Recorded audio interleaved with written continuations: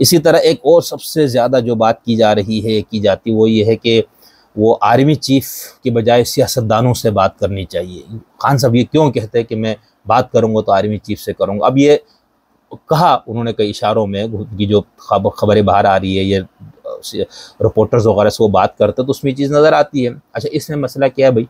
नवाज शरीफ किससे बात करके गए? लेकिन अभी बाजुआ कस्में उठा रहे, यानी बेज़मीर इंसान। वो बाकायदा एक प्रोग्राम जिस शादी में आया उसमें कुरान लेकर आ रहे जेब में, और ये पहले उन सहाफ़ियों से उनकी बात हुई होगी कि हम वहाँ पर मिलेंगे। वो माँ की कब्र की कस्में उठा रहे, समझे ना?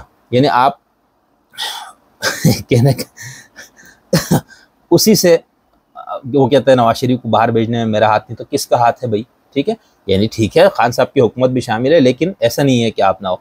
फिर मैं इसमें बुला के खुफिया जो सियासतदानों से आपकी मुलाकातें होती थी शहबाज शरीफ पे, तो ये भी इल्ज़ाम है कि गाड़ी की डिग्गी में बैठ के लोग कहते हैं हम तो पता नहीं, हम तो ना सहाफ़ी है ना हमें उस तरह, हम तो सिर्फ उस चीज़ों पर बात कर रहे हैं जो रिपोर्टेड बातें हैं। यानी हम ये नहीं कह रहे कि ज़राए से हमें ये चीज़ पता चली, हम ये इल्ज़ाम लगाए, नहीं।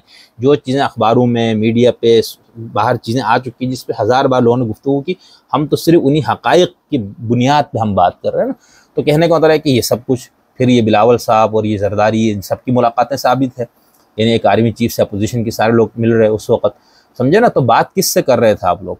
ठीक है, आप आज खान साहब की मुखालिफत में ये बात कर रहे हैं कि खान साहब को जो है ना आर्मी चीफ सब के बजाय सियासतदानों से बात। भाई सियासतदानों के पास इख्तियारात क्या है? सियासतदान कर क्या सकते हैं आप बताएं, ठीक है ना? तो इख्तियार और इक़्तिदार के जो मालिक, उसी से बात होगी ना, जो भी बात होती है। जी, खान साहब से सियासतदानों से बात क्या करे खान साहब, बताएं?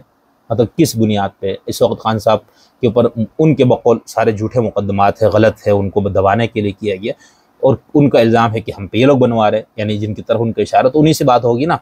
दूसरा, ठीक है, वो एक अलग चीज़ है जो हमारे जैसे जमहूरियत पसंदों का एक आइडियल जो हमारा एक मौक़िफ़ है कि भाई अब दोबारा खान साहब, अचकज़ई साहब, मौलाना साहब, जरदारी साहब, बिलावल साहब, तमाम सियासी पार्टियाँ, शहबाज साहब, नवाज साहब, ये सब बैठें, बड़ी छोटी तमाम सियासी पार्टियों को बैठाकर, जो भी स्टेक होल्डर्स है सियासत वगैरह में, उन सबको बैठाकर दोबारा एक मिसाक़ जमहूरियत की ज़रूरत है, जो बेनज़ीर और नवाज शरीफ साहिबान के दरमियान एक 2006 में हुआ, उसका बड़ा अच्छा नतीजा आया, उससे बड़ी चूलें हिल गई थी लोगों की। और ये नहीं कि आप उसकी तहक़ीर करें, वो अलग चीज़ है, इसके लिए बैठा जा सकता है, उनको बैठना। लेकिन अभी फ़िलहाल इस वक्त तक इसका कोई इम्कान नहीं है, ठीक है, कोई इम्कान नहीं है, क्योंकि ज़्यादातर पार्टियाँ इस वक्त इक़्तिदार के अंदर शामिल हैं या इक़्तिदार के अंदर शामिल होने वालों की को बचाने के चक्कर में है। तो इस वक्त तो मुमकिन नहीं है, लेकिन हो सकता है अल्लाह करे 1-1.5 साल में फिर कोई लड़ाई झगड़ा का सिलसिला हो, अल्लाह ना करे हो, क्योंकि इससे आपको मुल्क ही बर्बाद होता है। लेकिन मैं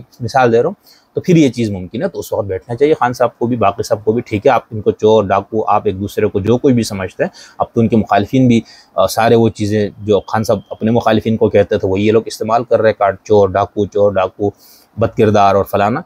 तो उसमें तो हो सकता है कि आप सियासतदान बैठ कर एक ऐसा हल्फिया और इस कदर मजबूत एक मिसाक़ जमहूरियत, उसी मिसाक़ जमहूरियत के अंदर कुछ चीज़ें इजाफा करके बाकियों को स्टेक होल्डर बना के फिर ये इसके लिए तो बैठा जा सकता है। बाकी इस वक्त फिर खान साहब जब बात करें तो सियासतदानों से किस बुनियाद पे बात करें, क्या बात करें, आप बताएं ना। तो ये नहीं, तो ये खामखा का है कि जी आप जो है ना वो आर्मी चीफ से बात की, सियासतदानों से बात करें, भाई ये नहीं है। खान साहब का मौक़िफ़ बिल्कुल दुरुस्त है इस मामले में, जहाँ पर उनको बात करनी चाहिए वो उसी की बात कर रहे हैं, ठीक है, उन्हीं से बात होगी। यानी वो बजाय इस लड़ाई को वो करने के, वही कह रहे हैं कि भाई अगर इसको हल करना है तो बैठ के हल करो, ये मसाइल है, इस पर बात की जाए। खैर।